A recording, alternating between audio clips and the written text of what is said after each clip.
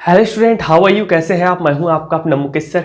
और dear student, जैसे कि हम पढ़ रहे हैं परमाणु, और जिसमें हमने देखा था लास्ट टाइम क्या चीज़, जे थॉमसन सर का परमाणु मॉडल, ठीक है, जिसका प्रयोग गाइगर और मार्सडन ने किया था, ठीक है। उसमें हमने जो है स्पेक्ट्रम के बारे में भी पढ़ा। तो आज हम पढ़ने जा रहे हैं उनकी जो कमियां थी कि किस प्रकार जो हमारा इलेक्ट्रॉन है वो घूमते घूमते घूमते घूमते, ठीक है, अगर इलेक्ट्रॉन घूम रहा है तो इनके इलेक्ट्रॉन जो है त्वरण, अभिकेंद्रीय त्वरण इलेक्ट्रॉन में होता है। किसने कहा था?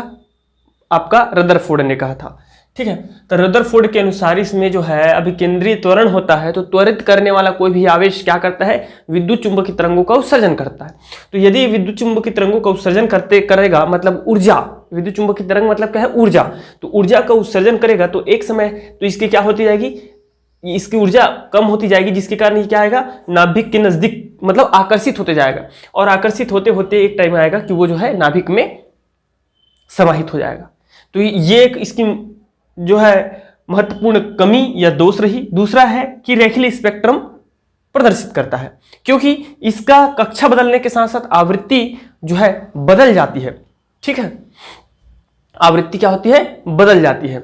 अतः इसको कैसे प्रदर्शित करना चाहिए? स्पेक्ट्रम जो है संतत स्पेक्ट्रम होना चाहिए, किंतु यह रेखीय स्पेक्ट्रम प्रदर्शित करता है। तो ये इसकी दोष रही। तो इन दोनों दोषों को, कमियों को जिसने दूर किया वो है आदरणीय श्री नील्स बोर जी।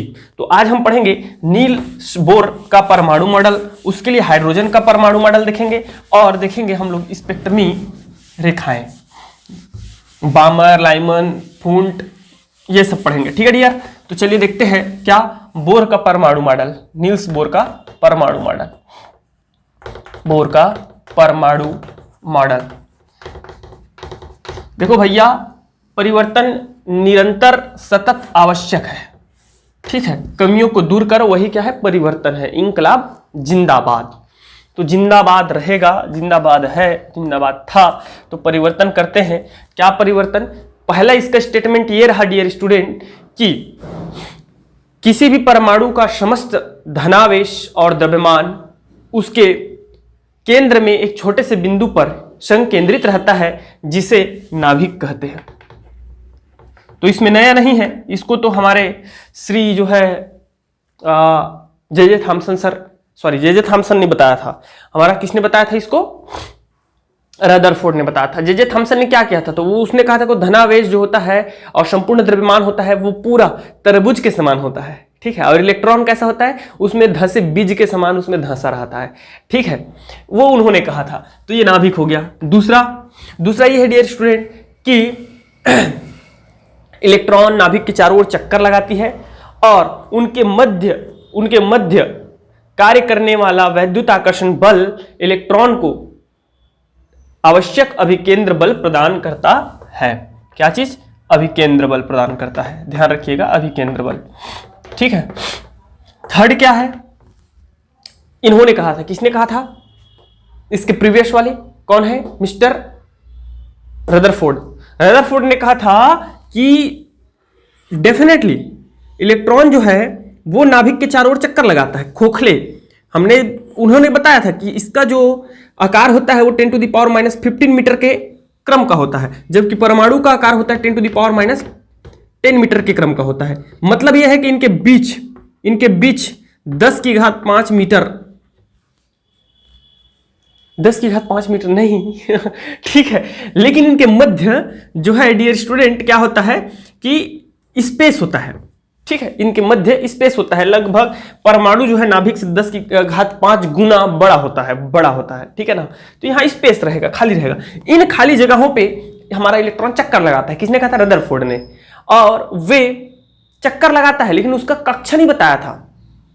उसको कक्षा कहते हैं ये जरूर बताया था, ठीक है। उसको कक्षा कहते हैं जरूर बताया था कि जिस पथ पे चक्कर लगाते हैं उसको कक्षा कहते हैं, लेकिन ये नहीं बताया था कि उनका ये एक फिक्स, जिसकी ये इलेक्ट्रॉन है तो ये इसी में चक्कर लगाएगा, ठीक है। यहां पर जो इलेक्ट्रॉन है वो यहीं पे चक्कर लगाएगा, ठीक है। उन्होंने क्या कहा था? यहां लगाता है, फिर यहां भी आ जाता है, फिर यहां चला जाता है, यहां आ जाता है, ऐसे चक्कर लगाते रहता है ठीक है। तो उन्होंने इसका कोई फिक्स नहीं बताया था। तो ये बोर जी, यही इनका मेन वो रहा कि नील्स बोर कहते हैं कि इलेक्ट्रॉन परमाणु के किसी भी कक्षा में चक्कर नहीं लगाता, अपितु एक निश्चित कक्षा में चक्कर लगाता है, जिसे उसका स्थायी कक्षा कहते हैं। क्या कहते हैं? स्थायी कक्षा कहते हैं। ध्यान रखिएगा, स्थायी कक्षा कहते हैं। ठीक है, फोर्थ पॉइंट क्या था ये सुनो। जब इलेक्ट्रॉन नाभिक के चारों ओर चक्कर लगाती है उसके एक निश्चित कक्षा में, तो उसका कोणीय संवेग, क्या? कोणीय संवेग h/2 पाई का पूर्ण गुणज होता है। पूर्ण गुणज होता है। पूर्ण गुणज का मतलब समझते हैं कि नहीं समझते भाई? जिसके 4 है, 4 2 का क्या है? पूर्ण गुणज है। 6 2 क्या है? 2 का पूर्ण गुणज है। 8 क्या है? 2 का पूर्ण गुणज है। 9 क्या है? 2 का पूर्ण गुणज नहीं है मेरे भाई। 2 चौकाठ, कैरी 1, हासिलाई 1, ये पूर्ण जो है भागित नहीं हो रहा है, इसलिए पूर्ण गुणज नहीं है।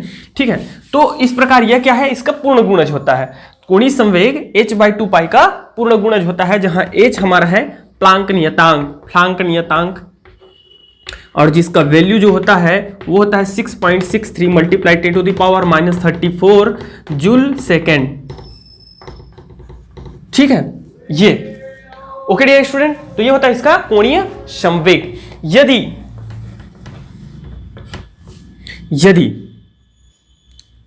यदि इलेक्ट्रॉन का द्रव्यमान m, वेग v व त्रिज्या अर्थात नाभिक से दूरी r हो, स्मॉल r हो, तब कोणीय संवेग ओमेगा या कोणीय संवेग m v r that is equal to हो जाता है हमारा, कोणीय संवेग इज इक्वल टू हो जाता है nh/2 pi, where n is equal to dear 1 2 3 4 5 6 so on. Okay, जहां 1 2 3 4 ही क्या है? एक मतलब, अरे भैया, एक मतलब मुख्य क्वांटम संख्या, प्रिंसिपल क्वांटम नंबर। 2 मतलब द्विघांसी क्वांटम संख्या। 3 मतलब चुंबकीय क्वांटम संख्या। 4 मतलब चक्रण क्वांटम संख्या। ठीक है, तो इस प्रकार से ये हो गया। ठीक है, चौथा नंबर। पांचवा क्या है?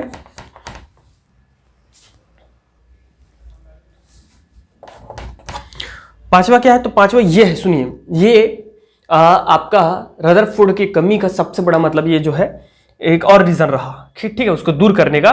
तो क्या है डियर स्टूडेंट? इसको मैं मिटा देता हूं थोड़ा सा, मुझे जगह की जरूरत पड़ेगी, है ना। आप लोग लिखना है भैया पूरा।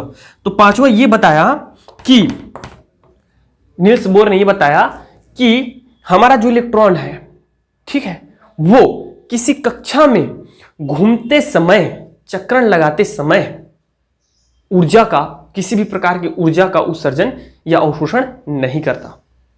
मेरी बात समझ में आ रही? जैसे कि रदरफोर्ड ने बोल दिया था कि ये जो है कक्षाओं में चक्कर लगाते लगाते नीचे आते जाता है, मतलब ये विद्युत चुंबकीय तरंगों का उत्सर्जन करता है। विद्युत चुंबकीय तरंगे क्या है भैया? वो ऊर्जा ही तो है, प्रकाश से आ रही है। जाके ठंड के दिनों में खड़े हो जाते हो धूप में, और इतना तो जानते हो यार, वो क्या है? ऊर्जा है। तो ऊर्जा कहाँ से आ रही है? विद्युत चुंबकीय तरंगों के रूप में आ रही है। और रदरफोर्ड ने क्या कहा था कि वो जो इलेक्ट्रॉन होते हैं वो क्या करते हैं? विद्युत चुंबकीय तरंगों का, क्योंकि वो क्या है? आपका त्वरित आवेश है, और त्वरित आवेश हमेशा ऊर्जा का उत्सर्जन करता है विद्युत चुंबकीय तरंगों के रूप में। तो इन्होंने उसको बोला गलत नहीं। हमारा कोई भी इलेक्ट्रॉन जो कि स्थायी कक्षा में चक्कर लगा रहा होता है, किसी भी प्रकार का ऊर्जा का उत्सर्जन या अवशोषण नहीं करता। यह ऊर्जा का अवशोषण या उत्सर्जन तभी करता है जब यह एक कक्षा से दूसरे कक्षा में प्रोन्नत होता है, अर्थात घूमते वक्त कभी भी जो है ऊर्जा का उत्सर्जन नहीं करेगा, न तो अवशोषण करेगा। वो ऊर्जा का अवशोषण या उत्सर्जन तब करता है जब वह एक ऊर्जा स्थायी कक्षा से दूसरे कक्षा में जो है क्या करता है? कूदता है। ठीक है, जैसे कि मान लो इसकी ऊर्जा E1 है और इसकी ऊर्जा E2 है। सपोज करो इसकी ऊर्जा E1 है, उसकी ऊर्जा E2 है, तो डियर स्टूडेंट क्या करेगी, ऊर्जा का उत्सर्जन करेगा, और वह ऊर्जा का उत्सर्जन जो है h न्यू फोटान के रूप में दैट इज इक्वल टू होता है E2 माइनस E1 के रूप में दिया जाता है। मतलब इन दोनों कक्षाओं का ऊर्जा का अंतर ही उसका क्या होगा, ऊर्जा होगा, उत्सर्जित ऊर्जा होगा। ठीक है, समझ में आ रहा है? इन दोनों कक्षाओं की ऊर्जा में जो अंतर रहेगी वही ऊर्जा, यदि वो नीचे से कूद के ऊपर जा रहा है तो क्या करेगा, उत्सर्जित करेगा। समझ में आ रहा है? तो इस प्रकार ऊर्जा का उत्सर्जन या अवशोषण होता है। अब देखते हैं हाइड्रोजन परमाणु के लिए बोर का जो हमारा परमाणु मॉडल दिया है, इसको हम लोग किस पे अप्लाई करेंगे, हाइड्रोजन परमाणु पर, और निकालेंगे उसका आवृत्ति, चाल, त्रिज्या, ऊर्जा, एवरीथिंग। ओके डियर, तो देखते हैं फिर।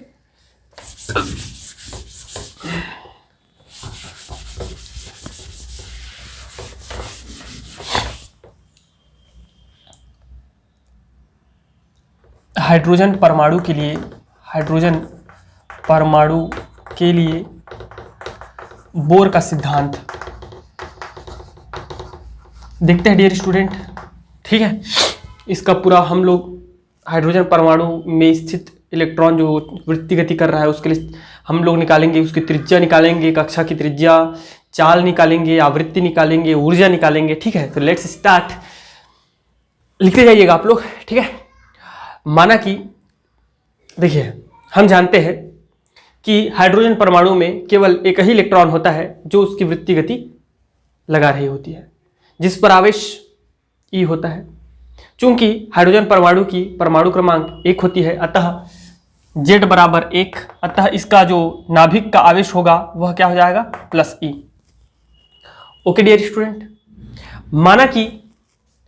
माना कि इलेक्ट्रॉन का द्रव्यमान m, उसका Rn दूरी पर लिख देता हूं रे भैया। माना कि इलेक्ट्रॉन का द्रव्यमान m, Rn दूरी पर वेग v है, Vn है। ठीक है, तब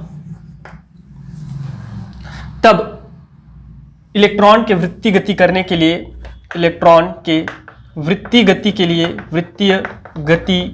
के लिए आवश्यक अभिकेंद्र बल।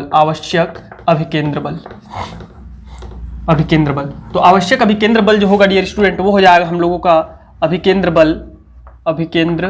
बल जो हो जाएगा वो होगा mv² ठीक है, mv²/Rn।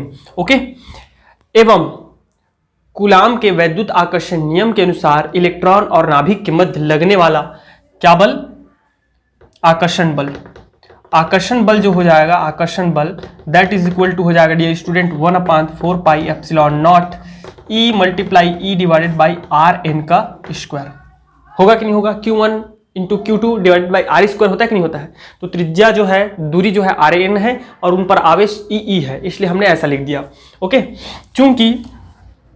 चूंकि इलेक्ट्रॉन और नाभिक के मध्य लगने वाला वैद्युत आकर्षण बल इलेक्ट्रॉन को वृत्तीय गति करने के लिए आवश्यक अभिकेंद्र बल प्रदान करता है, अतः संतुलन की स्थिति में यह हो जाएगा हम लोगों का mvn²/Rn that is equal to हो जाएगा dear 1/4πε0 E² divided by Rn का स्क्वायर। होगा मेरे भाई, इतना सबको क्लियर है? ठीक है, अब इधर देखिए सब लोग। चूंकि बोर के क्वांटीकरण प्रतिबंध के अनुसार कोणीय संवेग Vn Rn m that is equal to NH/2π। उनका बोर के सिद्धांत में, बोर के परमाणु मॉडल के सिद्धांत में ये चीज था, हमने देखा था। तो कोणीय संवेग बराबर हो जाएगा Vn Rn m that is equal to NH/2π। यहां से मैं क्या कर लेता हूं, यहां से मैं Rn का वैल्यू निकाल लेता हूं। तो Rn that is equal to हो जाएगा Rn या Vn का वैल्यू निकाल लीजिए, किस चीज का, Vn का वैल्यू निकाल लेंगे। तो Vn इज इक्वल टू हो जाएगा डियर स्टूडेंट NH/2πm Rn होगा। इस वैल्यू को आप लोग यहाँ पे रख दीजिए, इक्वेशन 1 दे दीजिए, 1 2 3 दे सकते हैं, जितना इक्वेशन देना चाहे दे सकते हैं, उससे कोई फर्क नहीं पड़ता है यार। तो ये हो जाएगा m डिवाइडेड बाई Rn ठीक है, और इसके प्लेस पे हम लोग Vn के प्लेस पे रख देंगे NH divided by 2πm/n, okay, that is equal to हो जाएगा 1/4πε0 E square divided by RN square. होगा कि नहीं?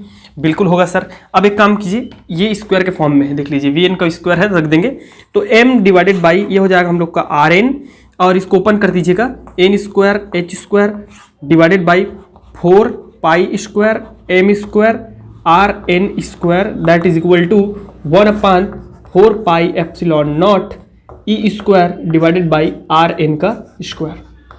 अब क्या करना है आपको? कुछ नहीं करना है, सिंपल, जो कट रहा है उसको काट दीजिए। देखो क्या कट रहा है, Rn स्क्वायर कैंसिल आउट हो गया, ओके, एक m से एक m कटेगा, ठीक है, 4 से 4π से 4π कटेगा, एक पाई बस कटेगा भैया, एक पाई रहेगा, है ना। अब जो चीज बचा है उसको लिख देंगे। तो यहां बच गया मेरा n square h square divided by Rn, okay. यहां क्या चीज बचा हुआ है? m बचा है और एक पाई बचा हुआ है, पाई m बचा हुआ है, पाई m, ध्यान रखिएगा ना, पाई m। यहाँ एक पाई कटा है, एक पाई बचा हुआ है, देख लीजिए एक बार अगेन से, क्योंकि एक चीज अगर थोड़ा सा भी गलती हुआ तो, क्योंकि ये पूरा कहाँ तक जाने वाला है पता है? ऊर्जा तक जाने वाला है। हमको 4 बार, मैं लगभग 3 से 4 बार ब्लैक बोर्ड को मिटाऊंगा पूरा भर के, इतना समझ में आ रहा है? तो बहुत बड़ा डेरिवेशन, और सब एक दूसरे से कोरिलेट है, इसलिए एक भी थोड़ी सी भी गलती मतलब आपका डेरिवेशन खत्म, ठीक है। तो यहाँ ये हो जाएगा pi square m square, very good. तो पाई से पाई एक कैंसिल आउट हो जाएगा, यहाँ पाई बचा हुआ है। अब इधर क्या बचा रहा है मेरा भाई, बताइए मुझे? E स्क्वायर बचा हुआ है डिवाइडेड बाई, यहाँ बच गया है ε0 बस। Rn कट चुका है, पाई 4π कट चुका है। मुझे किसका वैल्यू निकालना है? Rn का वैल्यू निकालना है। तो Rn को इधर मल्टीप्लाई कीजिए और इसको इधर मल्टीप्लाई कर दीजिए, ठीक है। चलिए करते हैं। तो ये हो जाएगा ε0 n square h square, that is equal to E square Rn pi m। Rn का वैल्यू निकालना है, तो Rn that is equal to हो जाएगा हम लोगों का Rn, इसको पूरा इधर ले आइए, तो E ε0 n square h square divided by हमारा हो जाएगा E स्क्वायर पाई m, ठीक है डियर। ये आ गया इक्वेशन नंबर, आप इसी को 1 दे दीजिए क्योंकि इसका हमको जरूरत पड़ेगी आगे, ठीक है। तो यहां से ये चीज हमको समझ में आता है, Rn that is proportional to ε0 is a constant permeability of electric field, ठीक है। h square is Planck constant 6.63 multiply 10 to the power -31 joule second. E is a constant 1.6 multiplied to the power -19. Pi is a constant 3.14. M is a constant. Mass of electron that is equal to 9.1 multiplied to the power -31 kilogram. Okay, तो सबके सब constant है, सिर्फ बचा क्या? n। तो Rn is proportional to हो जाएगा n स्क्वायर। इससे क्या समझ में आता है डियर स्टूडेंट, कि जैसे जैसे कक्षा बढ़ती जाती है वैसे वैसे त्रिज्या भी बढ़ती जाती है। समझ में आ रहा है? जैसे जैसे कक्षा की संख्या बढ़ती जाती है वैसे वैसे इलेक्ट्रॉन की जो है त्रिज्या, ओके, उसकी कक्षा की जो है त्रिज्या वो बढ़ती जाती है। इस जो है डेरिवेशन से हमको स्पष्ट हो जाता है। ओके, चलिए, वेरी गुड।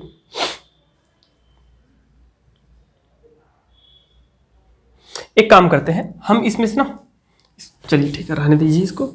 कुछ आवश्यक जो हमारा वो रहेगा, डेरिवेशन रहेगा, उसको हम लोग यहां पे लिख देंगे इधर, बाकी इसको मैं मिटा देता हूं।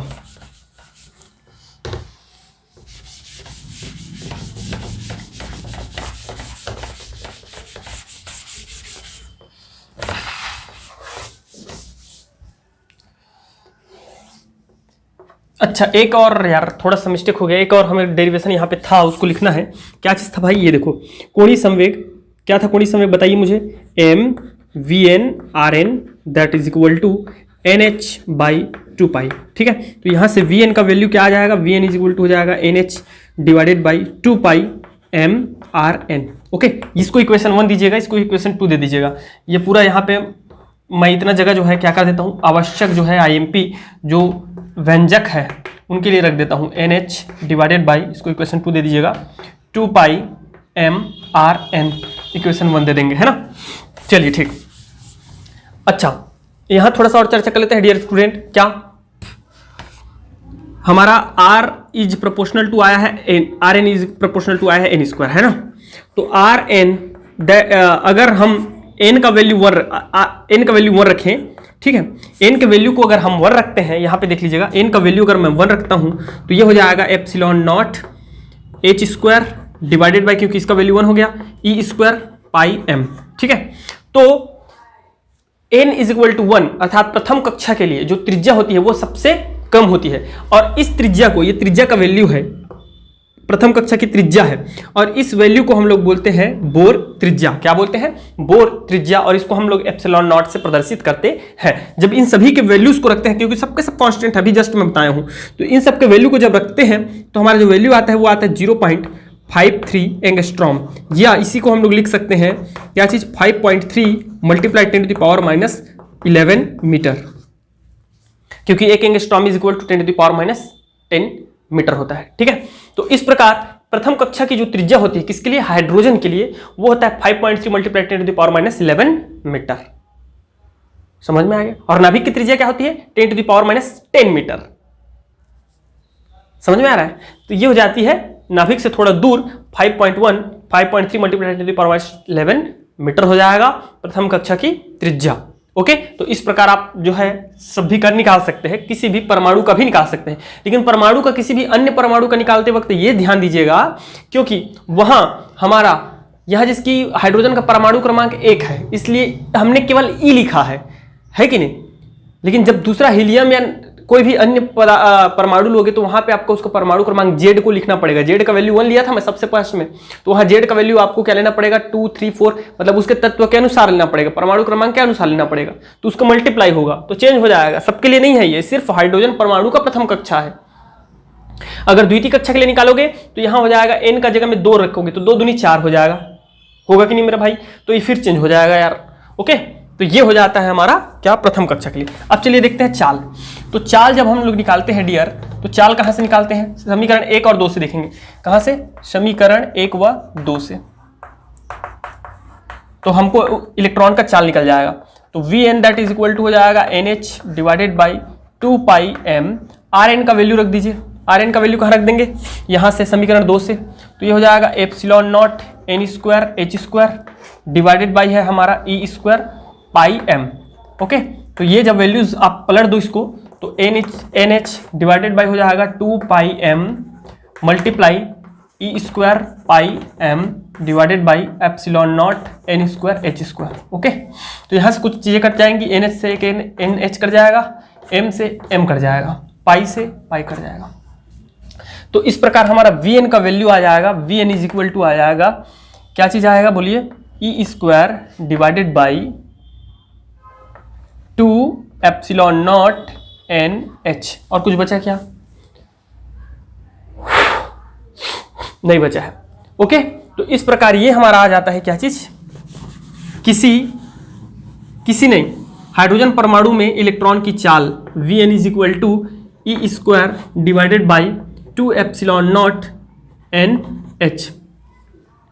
ओके जी, ये आ गया थर्ड इक्वेशन नंबर, क्या आ गया, थर्ड। अब यहाँ एक चीज है, ये है क्या चीज, Vn that is equal to Vn is proportional to 1/n। ये पूरा कांस्टेंट राशि है, पूरा का पूरा h, e एप्सिलॉन नॉट और e स्क्वायर कांस्टेंट है, n बस। तो इससे हमको ये पता चलता है कि जैसे जैसे कक्षा की संख्या बढ़ती जाती है वैसे वैसे उसकी चाल जो है क्या होने लगती है, इलेक्ट्रॉन की चाल कम होने लगती है। होगी कि नहीं होगी बताओ, ये इधर स्पष्ट है ना, देखो ना, अगर ये 2, 3, 4, 5 करोगे तो ये कम होगी कि नहीं होगी, डेफिनेटली होगी सर। ठीक है, कक्षा जैसे जैसे बढ़ती जाती है तो प्रथम कक्षा में जो है हमारा इलेक्ट्रॉन का चाल जो है वो सर्वाधिक होता है, और जैसे द्वितीय तृतीय कक्षा में जाएंगे तो उसका चाल कम होने लगेगा। अब यहाँ एक चीज और है, क्या चीज है ये देखिए, Vn that is equal to E square divided by 2 epsilon naught CH multiply C divided by N। अब बोलोगे सर क्या कर दिए आप, where C is a speed of light, speed of light. तो मैं कुछ नहीं किया हूँ मेरे भाई, कुछ भी नहीं किया हूँ, C का सिर्फ मल्टीप्लाई किया हूँ। अगर मैं C को हटा देता हूँ तो वही चीज़ फिर से आ जाएगी, NH। ठीक है, तो C का मल्टीप्लाई कर दिया। क्यों किया सर, तो मैं बता रहा हूँ, जहाँ ये वाली जो राशि है E square divided by 2 epsilon naught CH, इसे संरचनात्मक नियतांक कहते हैं। क्या कहते हैं, संरचनात्मक नियतांक कहते हैं, जिसका मान जो होता है नियतांक, जिसका जो मान होता है डियर स्टूडेंट वो होता है हमारा, कितना होता है यार, इसका जो वैल्यू होता है वो होता है 137। ठीक है, इसका वैल्यू क्या होता है 137। तो इस वैल्यू के प्लेस पे मैं रखूंगा Vn that is equal to, पूरे के जगह में रख दूंगा 1/137 और ये हो जाएगा C। क्या है, C/n। समझ में आ रहा है, ये C/n, इसका पूरा वैल्यू 137 हो गया। ओके, तो इस प्रकार यदि मैं प्रथम कक्षा के लिए चाल देखता हूं, एक रखता हूं, प्रथम कक्षा के लिए एक हो जाएगा, तो एक जब रखूंगा तो ये हो जाएगा C/137। और C क्या है, स्पीड ऑफ लाइट है, मतलब 3 × 10⁸ डिवाइडेड बाई क्या हो जाएगा 137। तो प्रथम कक्षा में जो इलेक्ट्रॉन की चाल होगी, प्रथम कक्षा में इलेक्ट्रॉन की जो चाल होगी वह प्रकाश के चाल के 1/137 गुना होगी। मतलब ये बताओ मुझे कि प्रकाश की चाल ज्यादा है कि इलेक्ट्रॉन की चाल ज्यादा है? अरे डेफिनेटली मेरे भैया, प्रकाश की चाल ज्यादा है, इलेक्ट्रॉन की चाल कम है, क्योंकि प्रकाश की चाल होती है 3 × 10⁻⁸ मीटर पर सेकेंड। ठीक है, उसको आप 137 से भाग दोगे, डिवाइड करोगे, तो डेफिनेटली जो वैल्यू आएगा वो कम ही आएगा। आएगा कि नहीं आएगा? तो इस प्रकार इलेक्ट्रॉन की चाल जो होती है प्रथम कक्षा में, वो इसको याद रख लीजिएगा C/137, that means speed of light का जो है 137 गुना होता है। ठीक है, तो यहां तक हो गया हमारा चाल। अब देख लेते हैं इसकी आवृत्ति। तो यहां आप जो है इसको रहने देते हैं, चलो ठीक है, बाकी सब मिटा देते हैं, आवृत्ति देखते हैं। आवृत्ति, तो आवृत्ति किसे कहते हैं? What is a frequency? Frequency क्या है बताइए मुझे। आवृत्ति क्या होती है डियर? तो आवृत्ति के लिए आवर्तकाल पहले जान लीजिए। आवर्तकाल क्या होता है कि एक चक्कर पूर्ण करने में जो समय लगता है उसको हम लोग बोलते हैं आवर्तकाल, टाइम पीरियड, एक चक्कर पूर्ण करने में।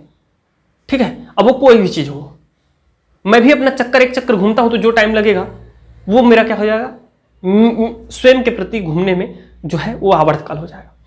और आवृत्ति क्या होती है? तो जस्ट उसके विलोम को हम लोग आवृत्ति कहते हैं। वो है कि 1 सेकंड में जितना चक्कर लगा लेता है उसको हम लोग क्या बोलते हैं, उसकी फ्रीक्वेंसी कहते हैं, आवृत्ति कहते हैं। ठीक है, तो इसका आवृत्ति आप कैसे निकालोगे, ये देखिए, Vn is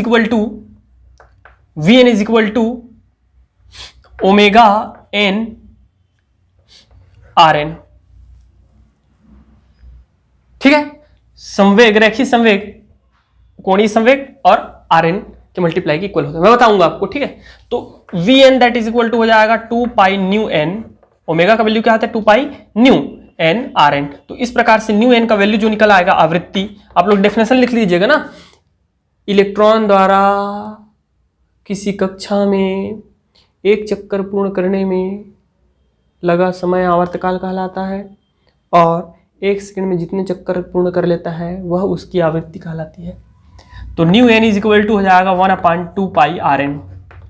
no no no no no 1/, इसको इधर भेज दीजिए, 2πRn Vn, ν is equal to, ठीक है, ये हो जाएगा। ओके, इसको एक तरीके से और निकाल सकते हैं, ये देखो मैं बता रहा हूं कैसे। हम सब जानते हैं वेग बराबर होता है दूरी बटे समय, यहां से सिंपली निकल जाएगा बहुत इजी वे में समय।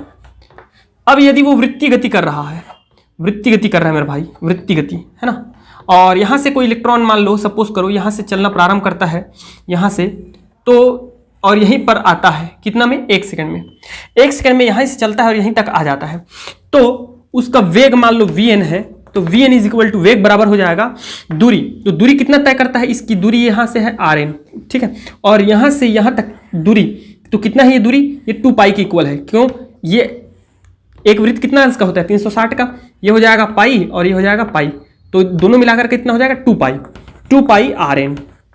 ठीक है, दूरी क्या हो गई 2π Rn। अरे भैया ये दूरी Rn नाभिक से, ठीक है, और ये पाई और ये पाई, तो कितना हो गया 2π, और बटे समय, तो समय क्या हो जाएगा आवर्तकाल, क्योंकि एक चक्कर लगाने में लगा समय को क्या हम लोग क्या बोलते हैं, आवर्तकाल। अब इस आवर्तकाल को अगर व्युत्क्रम को हम लोग क्या करते हैं, आवृत्ति, तो इस Vn का वैल्यू निकालेंगे तो ये आ जाएगा 2π Rn। आएगा कि नहीं आएगा? तो यहाँ पे मैं समथिंग इज रॉन्ग है यार, Vn ऊपर रहेगा, यहाँ पे गलती हो रही थी ना, ν इज इक्वल टू, तो भैया इसको नीचे भेजो ना, तो बटे में आएगा। ठीक है, तो इस प्रकार से भी आप निकाल सकते हैं। ओके, तो इस आवृत्ति का जब मान निकालेंगे डियर स्टूडेंट, तो Vn is equal to ν is equal to हमारा आ जाएगा V N divided by 2 pi R N. Values रख सकते हो आप, ठीक है। तो वैल्यू वी एन का रखें कि आर एन का रखें, बताइए मुझे।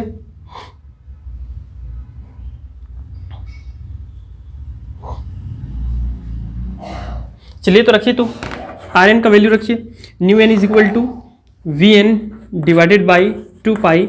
आर एन का वैल्यू है हमारा epsilon naught N square H square divided by E square pi M, ठीक है। तो इसको पलट दीजिएगा, तो nu N is equal to हमारा हो जाएगा वी एन, ऊपर चला जाएगा तो ई स्क्वायर पाई एम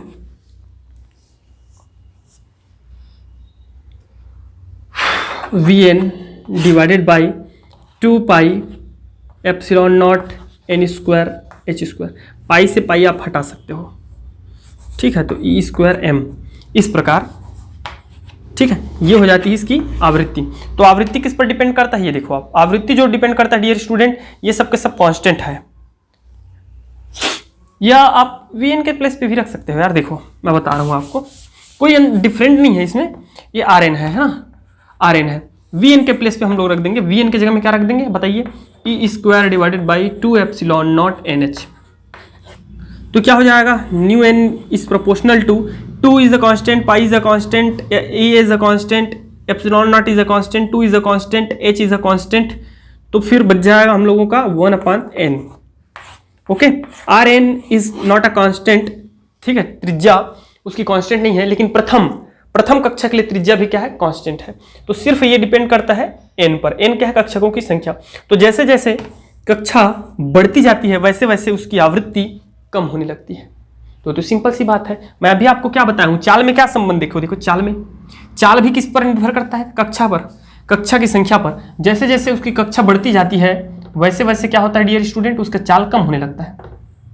तो जब चाल कम हो जाएगा, उसका वेलोसिटी कम हो जाएगी, तो डेफिनेटली एक चक्कर लगाने में बहुत टाइम लग जाएगा उसको, है कि नहीं। हो सकता है यहाँ एक सेकंड में 2 चक्कर लगा रहा है, और यहाँ हो सकता है 1 सेकंड में क्या चक्कर लगा रहा है, 1 चक्कर लगा रहा है। तो आवृत्ति किसकी ज़्यादा है, आवृत्ति नीचे वाले की ज़्यादा है। मतलब जैसे जैसे कक्षा की संख्या बढ़ती जाएगी उसकी आवृत्ति क्या होने लगेगी, कम होने लगेगी।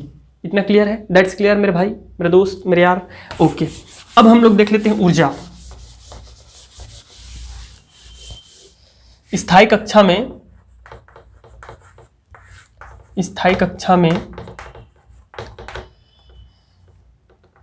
गति कर रहे या चक्कर लगा कर रहे इलेक्ट्रॉन की ऊर्जा।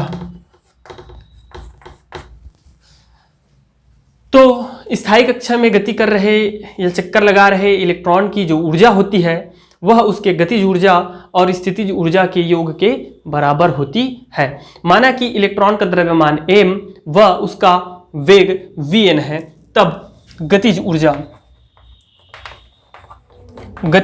k इज इक्वल टू हो जाएगा 1/2 mvn स्क्वायर। ठीक है डियर स्टूडेंट, ये सबको पता है, सबको जानते हो भाई, ये ठीक है, वेरी गुड। इसी प्रकार स्थितिज ऊर्जा, तो स्थितिज ऊर्जा क्या हो जाएगी, U that is equal to 1/4 pi epsilon naught 1/4 pi epsilon naught E minus E by R N. ठीक है, ये होता है कि नहीं होता है ऊर्जा, ठीक है। तो इन दोनों को अब हम कुल ऊर्जा क्या हो जाएगा, E is equal to U plus K, united kingdom.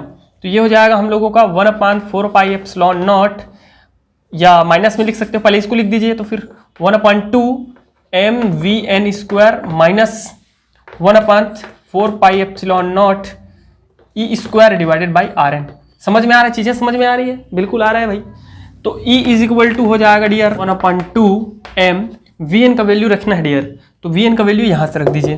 तो vn का वैल्यू क्या हो जाएगा हम लोगों का, E square divided by 2 epsilon naught NH का होल स्क्वायर, स्क्वायर में है ना, रख देंगे, minus 1/4 pi epsilon naught E square divide by R N.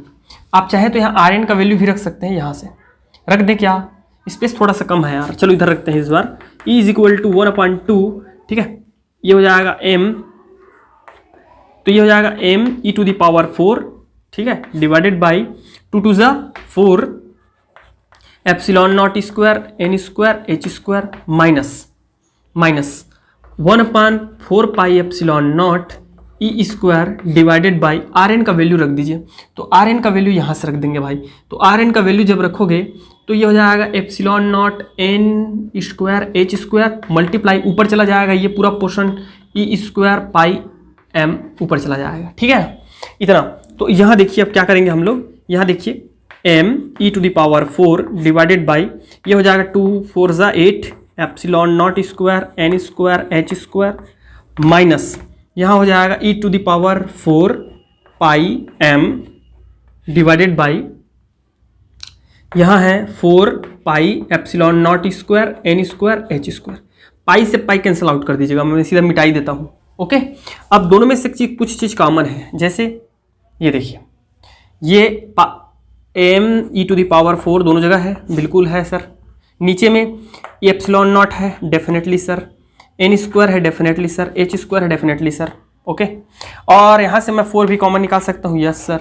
तो यहाँ नीचे में बच जाएगा 2 - 1, मतलब ये पूरा चीज़ कॉमन निकाल लिया, उधर से सबको कॉमन निकाल लिया। यहाँ सिर्फ क्या, ये ऊपर से 4 M E to the power 4 दोनों से जगह से निकल जाएगा। Epsilon naught square N square H square दोनों जगह से निकल जाएगा। यहाँ से भाई मैं 4 निकाल दिया तो 4 निकालूंगा तो 2 बच जाएगा, यहाँ से 4 निकालोगे तो 1 बच जाएगा। तो समझ में आ रहा है यार? बिल्कुल आ रहा है सर। अब देखो अब क्या करना है आपको, अब ये करना है भाई 1/2 - 1, आधा में से 1 को घटाओ आधा बचेगा, 1 में से आधा घटाओ आधा बचेगा, और आधा में माइनस चिन्ह लग जाएगा बिकॉज 1 बड़ा होता है यार।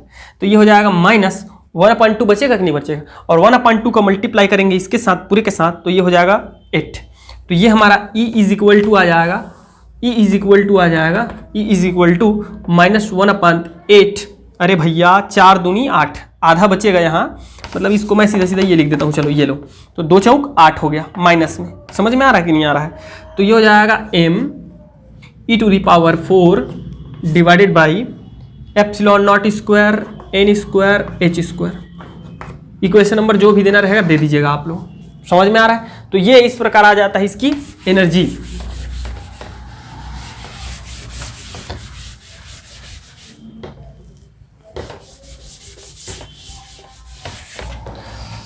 तो हम लोगों का आ गया dear student, E is equal to क्या आ गया बता दीजिए मुझे। E इज इक्वल टू आ गया है -1/8 m E to the power 4 divided by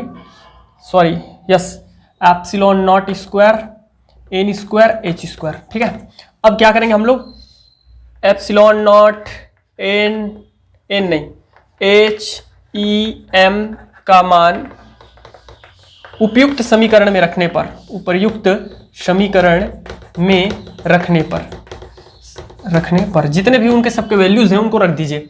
तो E का वैल्यू जो आएगा En, एक्चुअल में क्या है ये En है ना, क्योंकि यहाँ पे n है तो यहाँ n ही रखेंगे En। तो En इज इक्वल टू हमारा जो वैल्यू आता है डियर स्टूडेंट वो आता है आपका, क्या आ जाता है भाई बोल दीजिए, 2.18 multiply 10 to the power -18 divided by n square joule. Okay, तो ये आता है। अब चूंकि 1 इलेक्ट्रॉन वोल्ट बराबर होता है हमारा 1.6 multiply 10 to the power -19 coulomb electron volt. 1 electron volt बराबर इतना होता है। तो इसको अगर मैं इलेक्ट्रॉन वोल्ट में कन्वर्ट करूं तो ये हो जाता है En, that is equal to हो जाता है हमारा -13.6 electron volt by N square. Okay, तो ये होता है किसी स्थायी ऊर्जा के लिए, किसी स्थायी कक्षा की हाइड्रोजन परमाणु का ऊर्जा आरेख क्या होता है। तो हाइड्रोजन परमाणु के ऊर्जा और उसके कक्षा के मध्य बढ़ने वाले आरेख को क्या कहते हैं डियर स्टूडेंट, हाइड्रोजन परमाणु की ऊर्जा आरेख कहते हैं। ठीक है, हम सब जानते हैं कि हाइड्रोजन परमाणु के स्थायी कक्षा की ऊर्जा को निम्न समीकरण द्वारा प्रदर्शित किया जाता है। En is equal to -13.6 electron volt by N square. स्थायी कक्षा की ऊर्जा को निम्न समीकरण द्वारा व्यक्त किया जाता है। यदि मुझे इसका ऊर्जा आरेख बनाना है तो मैं क्या करूंगा, इस प्रकार देखिए, ऊर्जा आरेख बनाना है तो इधर हो जाएगा डियर स्टूडेंट हमारा ऊर्जा में कमी, और इधर हो जाएगा हमारे कक्षा की संख्या में वृद्धि। ठीक है, तो होता क्या है ये देखते जाते हैं। चलो प्रथम कक्षा के लिए ऊर्जा निकालते हैं। प्रथम कक्षा के लिए ऊर्जा, प्रथम कक्षा की ऊर्जा, प्रथम कक्षा की ऊर्जा, तो प्रथम कक्षा की ऊर्जा मतलब n बराबर 1। ठीक है, आपको दिख रही है, नहीं दिख रही होगी देख लीजिएगा। E1 इज इक्वल टू हो जाएगा -13.6 इलेक्ट्रॉन वोल्ट, और n की जगह में रख देंगे 1 रख देंगे। ठीक है, तो ये हो जाएगा हमारा 13.6 इलेक्ट्रॉन वोल्ट। तो प्रथम कक्षा में हमारी जो ऊर्जा हो जाएगी, यदि इसी को मैं प्रथम कक्षा मान लूं तो n बराबर 1 पर हमारा जो वो है ऊर्जा है, एनर्जी है, ठीक है, E किसमें, इलेक्ट्रॉन वोल्ट में, है ना। तो ये हो जाएगा डियर स्टूडेंट हमारा 13.6। समझ में आ रहा है सबको, 13.6। इसी प्रकार द्वितीय कक्षा के लिए ऊर्जा, द्वितीय कक्षा के लिए तो n बराबर हो जाएगा 2। तो इस हिसाब से E2 इज इक्वल टू हमारा हो जाएगा, E2 इज इक्वल टू हो जाएगा क्या चीज़, -13.6 डिवाइडेड बाई 2 स्क्वायर। तो इसको हम लोग लिख सकते हैं -13.6 डिवाइडेड बाई 4। तो ये हो जाएगा E2 that is equal to हो जाएगा 4 तिया 12, ठीक है, कैरी 1, 4 चौक 16 इलेक्ट्रॉन वोल्ट। तो ये इससे थोड़ा दूर में यहाँ पे बना दीजिएगा डियर, और n इज इक्वल टू 2 पर हमारा एनर्जी कितना है, या इसको ऊपर में लिख दीजिए 13.6, ये हो जाएगा माइनस में ना -13.4, ओके, इलेक्ट्रॉन वोल्ट आप लोग लिख सकते हैं, या तो ऊपर में लिखा हुआ है पूरा क्या है, ऊर्जा किस में है, इलेक्ट्रॉन वोल्ट में। इधर देखिए इलेक्ट्रॉन वोल्ट। इस प्रकार ऊर्जा आरेख बनाया जाता है। तृतीय कक्षा के लिए तो n बराबर हो जाएगा 3। तो इस प्रकार से E3 इज इक्वल टू हमारा निकल के आएगा -13.6 divided by 3 square, that is equal to -13.6, 3 तिया 9। तो इसको जब आप सॉल्व करोगे तो 9 एकम 9, ठीक है, और 9 4 13, तो यहाँ आ जाएगा 9 पंचे 45, और 45 एक आ गया, 9 एकम 9 इलेक्ट्रॉन वोल्ट, -1.51 इलेक्ट्रॉन वोल्ट। तो यहाँ कहीं पे हमारा आ जाएगा, क्या चीज़ आ जाएगा, -1.51 electron volt when n is equal to 3। इसी प्रकार अभी और आपको निकालने होंगे। E4 is equal to come से कम 4-5 निकाल के दिखाना है। तो -13.6 डिवाइडेड बाई 4 चौक 16 होगा, सीधा सीधा मैं कर दिया 4 चौक 16। आप वो लिखते रहिएगा, ऊपर में बढ़िया से लिख दिया, अब इस तरह थोड़ा सा शॉर्ट करिए। तो ये कितना हो जाएगा, ये देखिए आप, -0. ठीक है, सीधा 136 को 16 से डिवाइड कर दीजिए, 136 को 16 से डिवाइड कीजिए, कितना आएगा भाई बोल दो, 16 पंचे 80, 16 छक्का 96, 16 सत्ते 112, 16 अट्ठे 8 छक्के 48, और 8 कम 8 8 4 12, 128 बिल्कुल। तो 0.8, और आगे और कर सकते हो, 128 होगा, 136 में से 128 को कम कर दीजिएगा, अब बना लीजिएगा -0.8 कि समथिंग कुछ आ रहा है। ठीक है, तो -0.8 इलेक्ट्रॉन वोल्ट कब, n इज इक्वल टू 4। इसी प्रकार आपको 5 6 7 8 में निकालिएगा, और ध्यान दीजिए यदि n is equal to infinite हो गया, मतलब ये बढ़ा रहे हैं ना, कक्षा की संख्या को बढ़ा रहे हैं, ठीक है, 1 2 3 4 5 आगे बढ़ रहा है, तो E इज इक्वल टू क्या हो जाएगा, E infinite that is equal to अनंत पर ऊर्जा जो हो जाएगी, इसमें वैल्यू रखेंगे -13.6 डिवाइडेड बाई अनंत इनफाइनाइट। तो किसी 1 अनंत का वैल्यू जो होता है वो होता है 0। ठीक है, तो इस प्रकार ये हो जाएगा 0, मतलब जब हम धीरे धीरे बढ़ते हुए अनंत पर जाएंगे तो अनंत पर n is equal to infinite पर हमारा एनर्जी जो हो जाएगा 0। ठीक है डियर, तो ये होता है हमारा एनर्जी लेवल, एनर्जी ऊर्जा आरेख। समझ में आ गया सबको अच्छे से। अब देख लेते हैं तरंग संख्या और तरंग धार्य।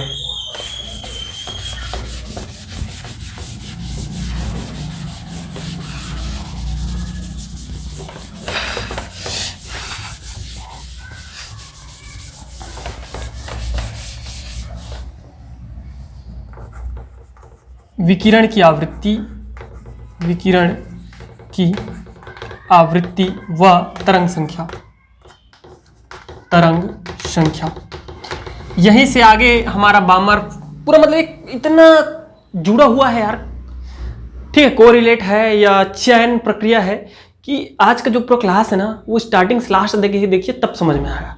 अलग अलग देखोगे तो मजा नहीं आएगा, पूरा कोरिलेट है, एक दूसरे से संबंधित है। तो विकिरण की आवृत्ति या तरंग संख्या क्या है देखिए। तो हम सब जानते हैं डियर स्टूडेंट, हाइड्रोजन परमाणु में या किसी भी परमाणु में जब कोई इलेक्ट्रॉन उच्च ऊर्जा वाले कक्षक से निम्न ऊर्जा वाले कक्षा में कूदता है, जिसकी ऊर्जा हमने निकाल चुके हैं, तो उच्च ऊर्जा वाले कक्षा से निम्न ऊर्जा वाले कक्षा में कूदता है या निम्न ऊर्जा वाले कक्षक से उच्च ऊर्जा वाले कक्षक में कूदता है, तो वह ऊर्जा का या तो क्या करेगा, उत्सर्जन करेगा या तो अवशोषण करेगा। ठीक है, तो माना कि कोई इलेक्ट्रॉन E2 ऊर्जा कक्षा से E1 ऊर्जा कक्षा में, कहाँ, ऊर्जा कक्षा में स्थानांतरित होता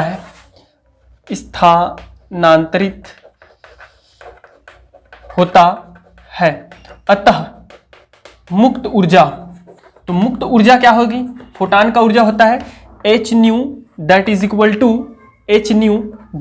टू क्या हो जाएगा, बोल दीजिए मुझे जल्दी से।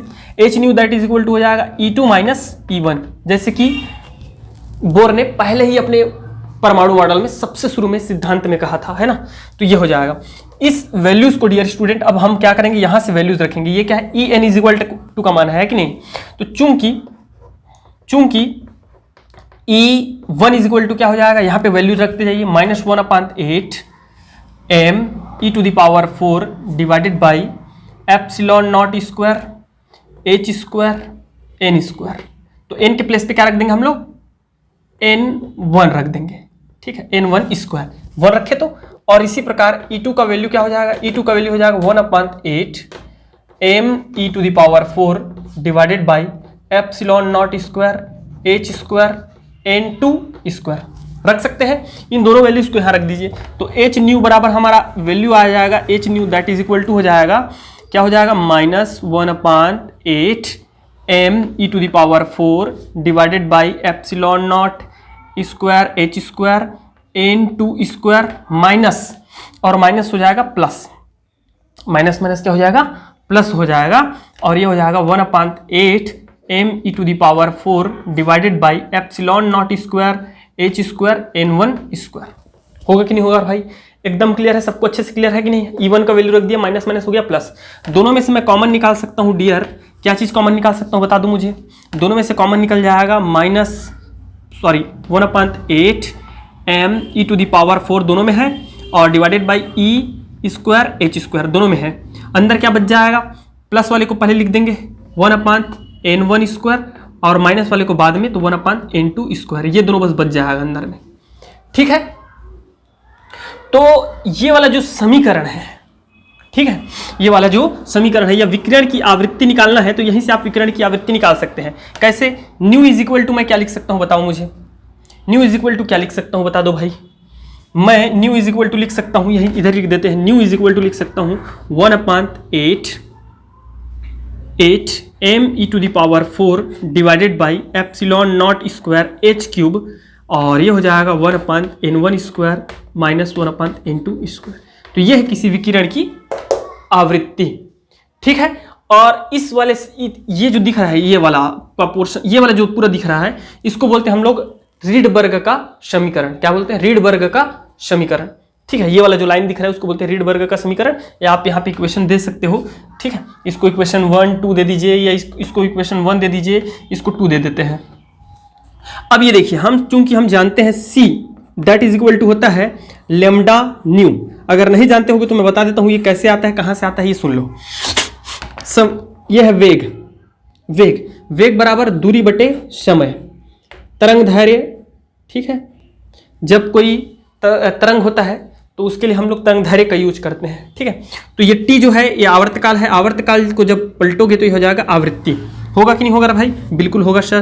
तो यहाँ से अगर मैं आवृत्ति का वैल्यू निकालना चाहूँगा तो ये न्यू इज इक्वल टू हो जाएगा हमारा क्या चीज़, C/λ, होगा। इस वैल्यू को यहाँ पे रख दीजिए, तो हम लोग रख देंगे c by lambda that is equal to हो जाएगा 1/8 me⁴ divided by epsilon naught square h cube, और अंदर में आ जाएगा 1/n1 square minus 1/n2 square. ये ऐसा कुछ समझ में आ रहा है सबको अच्छे से।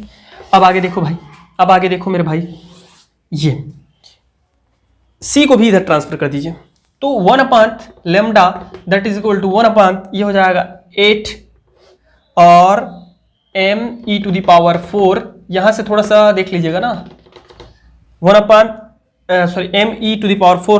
एप्सिलॉन नॉट स्क्वायर, और c को इधर ले आइए तो c h क्यूब, और अंदर में बच जाएगा 1/n2 square n1 square minus 1/n2 square. हो गया भाई, हो गया, इतना क्लियर है सबको। ये जो वैल्यूज दिख रहा है, ये वैल्यूज जो दिख रहा है 1/8 me⁴ divided by epsilon naught square C H cube, इसका जो वैल्यू होता है वो होता है हमारा 1.03 multiplied in to the power -7 metre inverse, जिसको हम लोग बोलते हैं रीडबर्ग का स्थिरांक या रीडबर्ग नियतांक बोलते हैं, जिसका मान बामर के मान के इक्वल होता है। तो इसको हम लोग क्या कर देंगे, आर के बराबर रख देंगे, आर रख देंगे, तो रीडबर्ग स्थिरांक की जगह में रख देंगे आर, और ये हो जाएगा हम लोगों का आर, और ये हो जाएगा 1/n1 square minus 1/n2 square. तो इस चीज को बोलते हैं क्या चीज, तरंग संख्या। क्या बोलते हैं डियर, इसको बोलते हैं तरंग संख्या। उपयुक्त जो समीकरण दिख रहा है उसको बोलते हैं तरंग संख्या। समझ में आ गया पूरा, इसको आप लोग नोट कर लीजिए।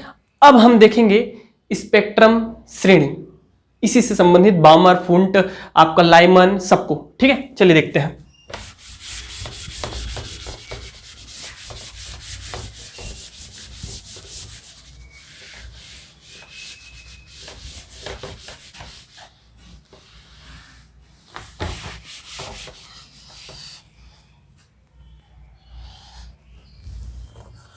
हाइड्रोजन परमाणु की स्पेक्ट्रमी रेखाएं, हाइड्रोजन परमाणु की स्पेक्ट्रमी रेखाएं। तो क्या होता है डियर, सुनिए, स्पेक्ट्रमी रेखाएं बहुत बढ़िया है, आईएमपी भी है, आता भी है। सुनिए क्या है, जब कोई हाइड्रोजन परमाणु में जब कोई इलेक्ट्रॉन उच्च ऊर्जा वाले कक्षा से निम्न ऊर्जा वाले कक्षा में कूदता है, तो उसके संगत क्या होती है, उसके संगत ऊर्जा का उत्सर्जन होता है। ऊर्जा का उत्सर्जन विकिरण के रूप में ऊर्जा का उत्सर्जन होता है, जिसका मान दोनों ऊर्जा स्तरों के ऊर्जा अंतर के बराबर होता है, जैसे कि हमको पता है। ठीक है, ऊर्जा स्तर के ऊर्जा अंतरों के बराबर होता है। इसके तरंग संख्या को 1/λ is equal to R 1/n1 square minus 1/n2 square से दिया जाता है, जैसे कि हमने निकाल रखा है, पूरा भी निकाले हैं, है कि नहीं, इससे दिया जाता है। ये जो ऊर्जा मुक्त होती है वह हाइड्रोजन परमाणु के दृश्य क्षेत्र के साथ साथ अदृश्य क्षेत्र जैसे अवरक्त एवं पराबैंगनी क्षेत्रों में भी दिखाई पड़ता है। इन्हें निम्न वर्गों में बांटा गया है। सबसे फर्स्ट जो आता है डियर स्टूडेंट, वो आता है लाइमन श्रेणी। क्या आता है, लाइमन श्रेणी। ध्यान से देखिएगा और समझिएगा, है ना, लाइमन श्रेणी। तो लाइमन श्रेणी में क्या होता है ये सुनिए और देखिए एकदम केयरफुली, इसको थोड़ा सा ध्यान रखिएगा। क्या चीज है, 1/λ that is equal to R. अब भी जस्ट मैं निकाला हूं, पूरा समझाया हूं आपको, n2 स्क्वायर। ठीक है, इसको मिटा देता हूं क्योंकि मुझे यहाँ पे ऊर्जा आरेख भी बनाना है। एकदम अच्छे से समझाता हूं, ध्यान से देखिएगा, समझिएगा, सुनिएगा, है ना। इतना सफिशिएंट है सभी श्रेणियों के लिए। और इधर मैं थोड़ा सा एक ऊर्जा आरेख बनाऊंगा। कैसे बनाना है ये देखिए, आपको भी समझना है और बनाना है मेरे भाई। Okay, n is equal to 1 मतलब प्रथम कक्षा। अब प्रथम कक्षा की ऊर्जा सबको पता है कितना होता है भाई, बोल दीजिए 13-13.6 इलेक्ट्रॉन वोल्ट। ये ऊर्जा किस में है, इलेक्ट्रॉन वोल्ट में है। ऊर्जा किस में है, इलेक्ट्रॉन वोल्ट में है। ठीक है, इलेक्ट्रॉन वोल्ट, चलिए EV लिख देता हूं। ठीक है, EV। इसके पश्चात हम सबको पता है दूसरा जो ऊर्जा होता है n इज इक्वल टू 2, तो इसका मान हो जाता है -13.6 डिवाइडेड बाई 2 का स्क्वायर रखेंगे। सबको पता है यार E N is equal to -13.6 divided by N square होता है। अगर मैं इसको 2 रखता हूँ मतलब द्वितीय कक्षा की, तो ये 2 हो जाएगा मतलब 4, 4 तिया 12 और 4 चौक 16, -3 पॉइंट कितना हो जाएगा -3.4 इलेक्ट्रॉन वोल्ट हो जाएगा। होगा कि नहीं। उसके पश्चात यदि मैं तीसरी की बात करता हूँ तो 3 तिया 9, तो 9 एकम 9, 9 एकम 9 और ये हो जाएगा 4 9 पंचे 45 और 1 9 एकम 9, तो ये हो जाएगा हम लोगों का इस ऊर्जा का हो जाएगा, ऊर्जा स्तर हो जाएगा -1.51 इलेक्ट्रॉन वोल्ट होगा। इसी प्रकार चौथा का रखूंगा तो ये हो जाएगा, सबको पता है कितना हो जाएगा -13.6 है, ठीक है, डिवाइडेड बाई 4 चौक हो जाएगा 16, 4 चौक 16। तो एक काम करो, सीधा सीधा इसको दशमलव में लिखना है हमको, तो -0 पॉइंट हो जाएगा, इसको हटा दीजिए, कितना हो जाता है 16 85 16 96 16 7 112 16 8 128 16 8 128 16 8 128 होता है, 16 8 128 होता है जी, गलत बोल रहा हूं मैं। 8 छक्के 48 48 8 एकम 8 8 और 4 हो गया 12 128, वेरी गुड, ठीक है। तो 128 दैट मीन्स हो जाएगा -0.8, ये हो जाएगा -0.8, ठीक। इसके पश्चात तो 5 पंचे 25 हो जाएगा ये, ठीक है, 5वीं कक्षा की, तो ये फिर से 0 पॉइंट आएगा और 25 चौक 100, 25 पंचे 125, 25 पंचे 125, 25 पंचे 125, 0.5 माइनस में ना इलेक्ट्रॉन वोल्ट। 6 छक्के 36, ठीक है, तो 6 छक्के 36 और 36 गुणित अगर मैं 4 करता हूँ तो 6 चौक 24 की 4 हासिल आई 2, 4 तिया 12 2 14, ज़्यादा हो जाएगा, 3 करना पड़ेगा, 3 छक्के 18, ठीक है, 3 छक्के 18 और 3 तिया 9 1 10 108। तो ये हो जाएगा हम लोगों का, जब n इज इक्वल टू 3 है तब, जब n इज इक्वल टू 4 है तब, जब n इज इक्वल टू 5 है तब, जब n इज इक्वल टू 6 है तब कितना आ जा रहा है हम लोगों का 3। मैं दूसरा डिजिट को नहीं लिख रहा, बस एक डिजिट लिख दिया हूँ, आप लोग डबल डिजिट निकाल दीजिएगा, है ना। तो ये हो जाएगा ऊर्जा स्तर। अब होता क्या है, लाइमन श्रेणी क्या है ये सुनो, लाइमन श्रेणी क्या है ये सुनो मेरे भाई ध्यान से। जब हाइड्रोजन परमाणु में कोई इलेक्ट्रॉन उच्च ऊर्जा वाले कक्षक से प्रथम कक्षा में कूदता है, तो उसके संगत जो ऊर्जा मुक्त होती है वह पराबैंगनी क्षेत्र में प्राप्त होता है, उसका स्पेक्ट्रम पराबैंगनी क्षेत्र में प्राप्त होता है, जिसे लाइमन श्रेणी कहते हैं, ठीक है। तो किसी भी उच्च ऊर्जा वाले कक्षक से, चाहे वो यहां से कूदे, लेकिन कहाँ आना चाहिए, प्रथम कक्षा में आना चाहिए, चाहे यहां से कूदे तो भी उसको कहना चाहिए प्रथम कक्षा में ही आना चाहिए, चाहे यहां से कूदे तो भी उसको कहना चाहिए प्रथम कक्षा में आना चाहिए, चाहे यहां से कूदे तो भी प्रथम कक्षा में कूदना चाहिए, यहाँ से कूदे तो प्रथम कक्षा में कूदना चाहिए। तो जहाँ से भी कूदेगा, जैसे यहाँ से यहाँ कूद रहा है, तो अधिक ये है, ये ज़्यादा ऊर्जा है, ये कम ऊर्जा है, माइनस नेगेटिव है ना। तो यहाँ से यहाँ जब कूदेगा तो इनकी ऊर्जा के संगत जो श्रेणी प्राप्त होगी वो आपको कहाँ प्राप्त होगी, पराबैंगनी क्षेत्र में प्राप्त होगी, और वो हम उसको बोलते हैं लाइमन श्रेणी बोलते हैं। तो ये जो दिख रही है आपको, ये क्या है, पूरा लाइमन श्रेणी है, लाइमन श्रेणी है। समझ में आ गया सबको। तो यहां हमारा क्या हो जाएगा, n1 इज इक्वल टू हो जाएगा 1 और n2 बराबर हो जाएगा, मतलब प्रथम कक्षा में कूदता है, और n2 मतलब जो उच्च ऊर्जा वाला कक्षा है वो क्या हो सकता है, 2 3 4 5 6 समान इनफाइनाइट। मतलब ये देखिए, ये इधर देखिए, n2 का वैल्यू मतलब कोई भी कक्षा n2 n3 n4 n5 n6 से कहीं से भी कूदेगा, और कहाँ कूदेगा, वो n1 में कूदेगा, तब हमको जो श्रेणी प्राप्त होगी वो क्या कहलाती है, लाइमन श्रेणी। तो इसके लिए लाइमन श्रेणी के लिए हमारा जो तरंगदैर्घ्य होता है, तरंग संख्या होता है, वो होता है 1/r, ये हो जाएगा 1/n, 1 के प्लेस पे हम लोग रख देंगे क्या चीज, 1 स्क्वायर माइनस 1/n2 स्क्वायर, ठीक है, where n2 is equal to ये।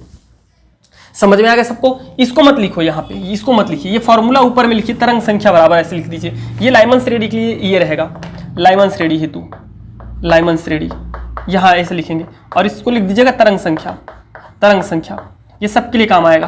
तो ये होता है हमारा 1 lambda that is equal to R 1/n1 square minus 1/n2 square. समझ में आ गया। इसी प्रकार लाइमन के बाद आता है बामर श्रेणी। बामर श्रेणी, तो बामर श्रेणी में क्या होता है डियर, बामर श्रेणी में क्या होता है, जब कोई इलेक्ट्रॉन उच्च ऊर्जा वाले कक्षक से द्वितीय ऊर्जा कक्षक में कूदता है। कहां कूदेगा, द्वितीय ऊर्जा कक्षक में कूदेगा। इसकी यहां थोड़ा सा गैप रख दीजिएगा, यहां कूदेगा तो जो हमें क्या मिलेगा, श्रेणी मिलेगा। उस श्रेणी को हम लोग नाम देते हैं क्या चीज, बामर श्रेणी। ये है क्या चीज, बामर श्रेणी, बामर श्रेणी। ठीक है, तो बामर श्रेणी के लिए क्या है, n1 इज इक्वल टू हो जाएगा 2 और n2 इज इक्वल टू हो जाएगा 3 4 5 6 7 समॉन इनफाइनाइट। तो ये हो जाएगा 1 lambda that is equal to r और ये हो जाएगा 1/2 स्क्वायर माइनस 1/n2 स्क्वायर। ठीक है, और ये हमको कहाँ प्राप्त होता है, अवरक्त क्षेत्र में प्राप्त होता है। यह श्रेणी कहाँ प्राप्त होता है, अवरक्त क्षेत्र में प्राप्त होता है। बस 2-3 चीजें बस याद रखनी है आपको, ये याद रखनी है, ये याद रखनी है, और वो है हमारा बामर श्रेणी। तीसरा आता है आपका पाश्चन श्रेणी। तो पाश्चन श्रेणी में क्या होता है डियर, पाश्चन श्रेणी जब कोई इलेक्ट्रॉन उच्च ऊर्जा वाले कक्षक से तृतीय ऊर्जा कक्षा में कूदता है, ठीक है, तीसरे ऊर्जा कक्षक में कूदता है, तो 4 5 6 7 8 समान 4 इसलिए रहेगा, उच्च ऊर्जा 3 से ज्यादा ऊपर है ना भाई 4, तो 4 से 3 में जब कूदेगा तब वो क्या कहलाएगा हम लोगों का, पाश्चन श्रेणी। और यह श्रेणी कहाँ प्राप्त होता है, हमको दृश्य क्षेत्र में प्राप्त होता है। कहाँ, दृश्य क्षेत्र में। तो इसके लिए तरंग संख्या का जो फॉर्मूला हो जाएगा वो हो जाएगा 3 स्क्वायर माइनस 1/n2 स्क्वायर, और यह हमको कहाँ प्राप्त होता है, दृश्य क्षेत्र में प्राप्त होता है। इसको याद रखिएगा ना, इसके बिना आपको नंबर नहीं मिलेगा भाई। दृश्य क्षेत्र, अवरक्त क्षेत्र, और ये हमको मिलता है पराबैंगनी क्षेत्र में। कहाँ मिलता है, पराबैंगनी क्षेत्र में। तो इसके लिए कैसे बन जाएगा, इसके लिए देखो भाई मेरे पास ज़्यादा जगह नहीं है ना, इसलिए थोड़ा सा मुझे ऐसा कुछ बनाना पड़ रहा है। आप लोग बढ़िया से बनाइएगा। ये देखिए, ये हो जाएगा पाश्चन। समझ में आ रहा है, पाश्चन हो गया। इसी प्रकार अब आपको बनाना है, पाश्चन के बाद क्या आता है, बामर हो चुका है क्या, देखो ब्रैकेट श्रेणी। तो उसमें हमारा यह हो जाएगा, ये हमको दूर अवरक्त क्षेत्र में प्राप्त होता है, दूर अवरक्त क्षेत्र में प्राप्त होता है, या सुदूर अवरक्त क्षेत्र बोलते हैं, दूर अवरक्त क्षेत्र बोलते हैं, वही है 1 लेमडा r। यहाँ पे हो जाएगा 1/4 स्क्वायर माइनस 1/n2 स्क्वायर। ठीक है ना। तो 4 मीन्स दैट यहाँ कूद के आएगा, उच्च ऊर्जा वाले कक्षक से कहाँ कूद के आएगा, वो उच्च ऊर्जा वाले कक्षकों से कूद करके कहाँ आएगा, चौथे ऊर्जा कक्षक में जब आएगा तो जो हमको श्रेणी प्राप्त होगी वो हमारा क्या प्राप्त होगा, ब्रैकेट श्रेणी प्राप्त होती है। ये दूर अवरक्त क्षेत्र में प्राप्त होता है। इसके पश्चात जो आता है, लास्ट आता है, वो आता है फुंट। क्या आता है, फुंट। तो फुंट जो होता है dear 1 lambda that is equal to r 1/5 square, ये हो जाएगा माइनस 1/n2 स्क्वायर, और where n is equal to 6 7 8 9 10, मतलब ये इससे ऊपर होना चाहिए ना n का मान। जैसे कि ऊपर में मैं पूरा एकदम क्लियरली आपको समझा चुका हूं, इसको ध्यान से देख लीजिए, समझ लीजिए इन चीजों को। ठीक है, n2 का वैल्यू हमेशा n1 से अधिक होगा, तभी तो ऊपर उच्च ऊर्जा वाले कक्षक से नीचे वाले कूद रहा है। अब इसमें कहां से कहां कूदेगा, यहां से यहां कूदेगा, यहां 5वें वाले में कूदेगा। ठीक है, यहां से यहां कूदेगा। ऊपर और है, बहुत सारा है, लेकिन मैं ज्यादा नहीं बना रहा क्योंकि जगह भी तो होना चाहिए ना आपके पास। तो इस प्रकार ये जो श्रेणी मिल रहा है हमको, मिल रहा है ब्रैकेट, और ये वाला जो मिल रहा है वो क्या है, फुंट। क्या है, फुंट। समझ में आ रहा है जी। और ये हमको प्राप्त होता है अगेन अवरक्त क्षेत्र में, पराबैंगनी, अवरक्त, दृश्य, सुदूर अवरक्त, अवरक्त, लास्ट फिर से। तो इतना चीज जो है, इतना डिटेल्ड आपको जानकारी यहाँ पे देनी है। ठीक है मेरे भाई, मेरे दोस्त, मेरे सखा, मेरे मित्र, मेरे बंधु, इतना आपको बताना है। ठीक है, चलिए थोड़ा सा इस चैप्टर का छोटा छोटा कुछ टॉपिक बच चुका है, एकदम छोटा छोटा, आज इसको खत्म कर देते हैं। ठीक है, चलिए देखते हैं।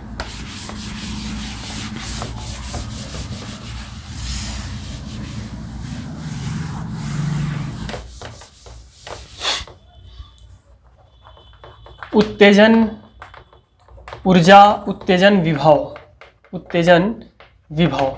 क्या है उत्तेजन ऊर्जा, उत्तेजन विभव? भैया सुनिए, एकदम नीचे है, बस 2 लाइन में सुन लीजिएगा। उत्तेजन ऊर्जा क्या है? जब किसी इलेक्ट्रॉन को ऊर्जा दी जाती है तो वह निम्न ऊर्जा स्तर से कूदकर उच्च ऊर्जा स्तर में चला जाता है। ठीक है, तो इस प्रक्रिया को उत्तेजन कहते हैं। और निम्न ऊर्जा स्तर से उच्च ऊर्जा स्तर में जाने के लिए आवश्यक दिए हुए ऊर्जा की मात्रा को उत्तेजन ऊर्जा कहते हैं। ठीक है, समझ में आ रहा है? ये बताइए, N1 कक्षा की ऊर्जा अधिक है कि N2 कक्षा की ऊर्जा अधिक है? डेफिनेटली N2 कक्षा की ऊर्जा अधिक है। तो यहां से यहां कूद के जाने के लिए जो ऊर्जा आप देते हो, बाहर से ऊर्जा देते हो, तपायनिक ऊर्जा हो सकता है या किसी भी प्रकार की ऊर्जा देते हो, तो वह ऊर्जा क्या कहलाते हैं? उत्तेजन ऊर्जा कहलाता है। उत्तेजन विभव क्या है मेरे भाई? तो वह विभवांतर की वह मात्रा, विभव की वह मात्रा जो किसी इलेक्ट्रॉन को देने पर वह निम्न ऊर्जा स्तर से उच्च ऊर्जा स्तर में चला जाता है, वह विभव क्या कहलाता है? उत्तेजन विभव कहलाता है। जैसे कि हम सबको पता है हाइड्रोजन परमाणु में हम जानते हैं निम्न कक्षा N1 N=1 की ऊर्जा जो होती है, E1 जो होती है डियर स्टूडेंट, वो होता है -13.6 इलेक्ट्रॉन वोल्ट। इसी प्रकार N2 की जो ऊर्जा होती है E2 that is equal to होता है -3. इसको 2 स्क्वायर से डिवाइड कर दो ना, 4 से कर दो, तो 4 × 12, ये तो लिखा हुआ है यार, कहाँ देख रहा हूँ मैं, -3.4 इलेक्ट्रॉन वोल्ट। ठीक है, तो इसका जो उत्तेजन विभव होगा उसका मान कितना हो जाएगा? उत्तेजन विभव का मान कितना हो जाएगा? E1 E2 E1। तो E2 का वैल्यू है -3.4 इलेक्ट्रॉन वोल्ट, और माइनस कीजिए, और माइनस कितना हो जाएगा? -13.6। तो ये माइनस माइनस प्लस हो जाएगा, -3.4 प्लस 13.6। तो यहाँ से इसको घटा दीजिएगा तो आ जाएगा 10 पॉइंट, कितना आ जाएगा डियर? 10.2 electron volt. तो इतना जो है हमको क्या लगेगा? उसका उत्तेजन विभव होगा। समझ में आ रहा है? उत्तेजन ऊर्जा, उत्तेजन विभव। तो उत्तेजन विभव से कभी कभी छोटा छोटा न्यूमेरिकल क्वेश्चन अगर 1 नंबर 2 नंबर में आता है तो आसानी से आप बना सकते हैं। आयनीकरण की ऊर्जा एवं आयनीकरण की विभव। तो ये क्या है? आयनीकरण की ऊर्जा एवं आयनीकरण की विभव सेम उसी प्रकार है लेकिन थोड़ा डिफरेंट है। ये सुनिए क्या चीज़ है। आयनीकरण की ऊर्जा वह न्यूनतम ऊर्जा होती है जिसको प्राप्त कर कोई इलेक्ट्रॉन परमाणु को छोड़कर बाहर निकल जाता है। उस ऊर्जा की मात्रा को आयनीकरण की ऊर्जा कहते हैं। आयनीकरण विभव क्या है डियर स्टूडेंट? आयनीकरण विभव बाहर से दिया हुआ वह विभव है, विभव, ठीक है, विभव है जिसके कारण कोई इलेक्ट्रॉन अपने परमाणु से उत्तेजन के द्वारा बाहर निकल जाता है और परमाणु क्या हो जाता है? आयनीकृत हो जाता है। हाइड्रोजन परमाणु के लिए बात करें तो हाइड्रोजन परमाणु में केवल एक ही इलेक्ट्रॉन होता है कि नहीं होता है? तो इसकी जो उत्तेजन विभव, आयनीकरण विभव जो होगी वो क्या हो जाएगी? ये देखिए, इसमें ये हो गया नाभिक, और नाभिक से जुड़ा हुआ इलेक्ट्रॉन, और इस इलेक्ट्रॉन की जो आपकी ऊर्जा होती है वो होता है हमारा -13.6 होता है कि नहीं? अब इसको यदि मैं निकालने में मुझे कितना विभव लगेगा या ऊर्जा लगेगी, तो वो ऊर्जा लगेगा डियर स्टूडेंट, कितना लगे जाएगा भाई? यहां से निकाल रहे हैं, बस दूसरा कक्षा में ले जा रहे हैं, निकाल रहे हैं, सीधा पूरा निकाल रहे हैं उसको। तो पूरा निकालना मतलब अनंत तक, अनंत में ले जाना, ठीक है, अनंत कक्षा में ले जाना।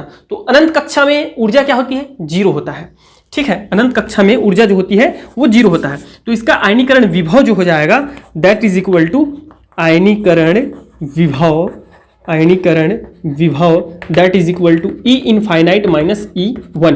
ये वाला formula G H nu that is equal to E2 minus E1।